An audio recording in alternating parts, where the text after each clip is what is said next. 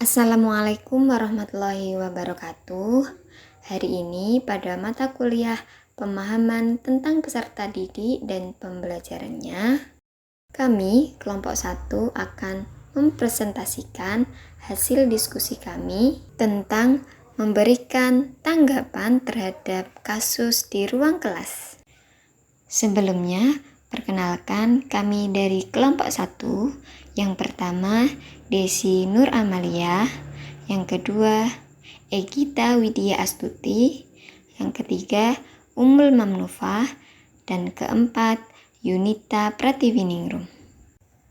Pada tugas kali ini, kami membuat video ilustrasi kasus-kasus yang ada di ruang kelas. Mari kita amati dan simak bersama. Kasus 1. Bayangkan jika Anda adalah seorang guru matematika di kelas 7.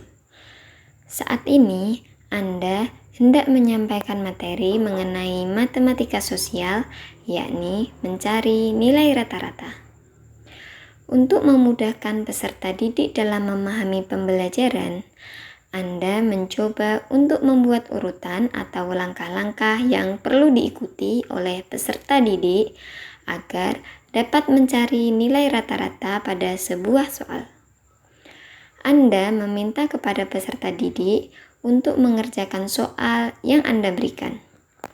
Hasilnya, peserta didik mampu mengerjakan dengan benar sesuai dengan langkah yang telah Anda siapkan. Beberapa saat kemudian, Anda meminta kepada peserta didik untuk mengulangi soal yang sama tanpa melihat urutan pengerjaan soal, dan peserta didik mampu mengerjakannya dengan benar. Pertanyaan yang pertama, menurut Anda, apa yang membuat peserta didik mampu mengerjakan soal dengan baik pada percobaan kedua tanpa melihat urutan atau langkah pengerjaan soal? Jawabannya, peserta didik memahami konsep yang ada dengan mengikuti langkah pengerjaan yang dibuat oleh guru. Pertanyaan yang kedua, sebagai seorang calon guru, dalam kegiatan belajar yang seperti apa metode di atas dapat diterapkan? Elaborasi jawaban Anda dengan menyertakan teori yang berkaitan. Jawabannya, kegiatan belajar yang menerapkan project-based learning atau problem solving. Kegiatan belajar ini sesuai dengan teori konstruktivisme Piaget karena teori ini menyatakan bahwa pengetahuan tumbuh dan berkembang melalui pengalaman. Pemahaman berkembang semakin dalam dan kuat apabila selalu diuji oleh berbagai macam pengalaman baru. Guru mendorong peserta didik menggunakan pengalaman dan pengetahuannya untuk memecahkan masalah yang dihadapinya. Dalam hal ini, pengerjaan soal matematika pada tahap pertama. Selanjutnya, peserta didik juga dapat membangun pengetahuannya sendiri sebagai hasil dari pemahamannya terhadap masalah yang sedang dihadapinya. Dalam hal ini, pengerjaan soal matematika pada tahap kedua. Kasus 2. Rina adalah seorang guru di kelas 1 SD. Sebagian besar peserta didiknya belum bisa berhitung dengan lancar.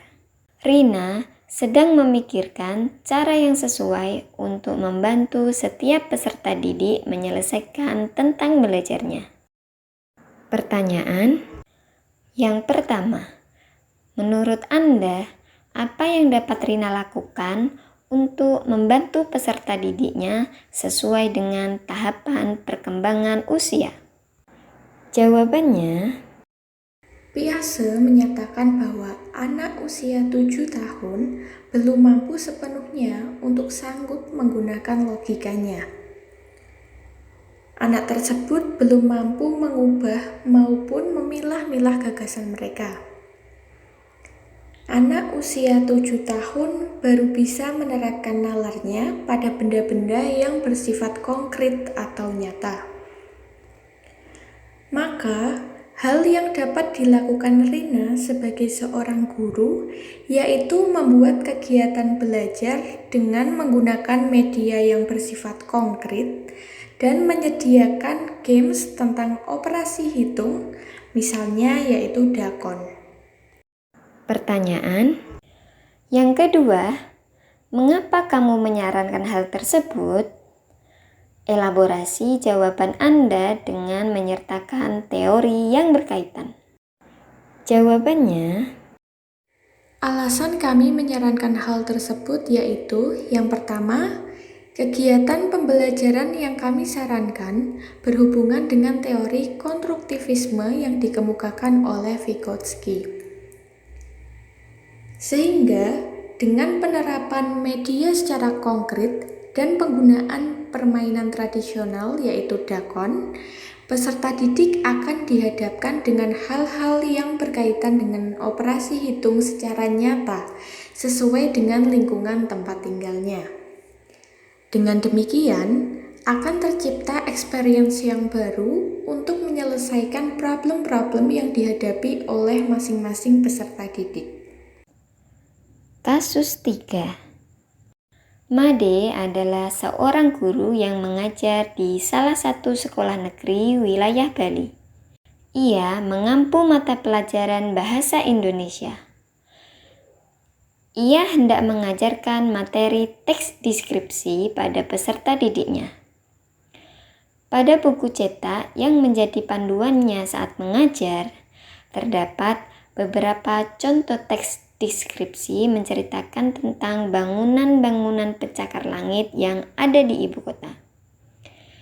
Dengan memperhatikan latar belakang setiap peserta didiknya, Made pun mencoba untuk memberikan contoh berbeda.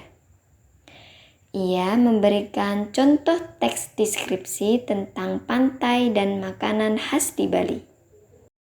Pertanyaan yang pertama, menurut Anda, apakah pertimbangan dan keputusan Made sudah sesuai? Mengapa demikian? Jawabannya, sudah sesuai, karena pertimbangan dan keputusan Made menjadikan peserta didik bisa mendapatkan gambaran lebih nyata sesuai dengan lingkungan sekitarnya. pertanyaan yang kedua, prinsip apa yang Made gunakan dalam kasus tersebut? Elaborasi jawaban Anda dengan menyertakan teori yang berkaitan. Jawabannya, prinsip relevansi dengan lingkungan.